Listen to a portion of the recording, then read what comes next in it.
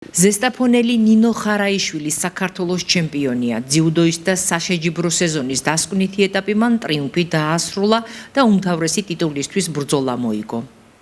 ძიუდოისტთა წლის ბოლო ღონისძიება 25 დეკემბერს დაიწყო და 28 დეკემბრისთვის დასრულდება.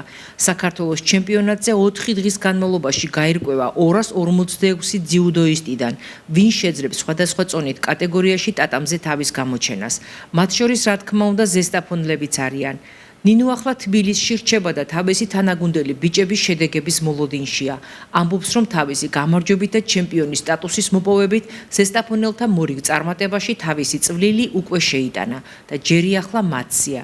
ქვეყნის ჩემპიონატი ძიუდოს აკადემიაში მიმდინარეობს და პირდაპირ ეთერი ძიუდოს ფედერაციის YouTube არხზე გადაიცემა. ჩავატარე 3 შეხვედრა, 3-ივე წარმატებით დასრულდა. შემზადებოდი ძალიან კარგად და მქონდა იმის იმედი, რომ დავიკავდი პირველ ადგილს.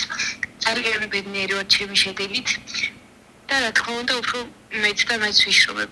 ამ ეტაპზე რჩები თბილისში და გულში მატკივრობ ჩემს გუნდელებს. მე დაიწყება ეს ბრძოლები და დიდი იმედი მაქვს რომ გამარჯვებ.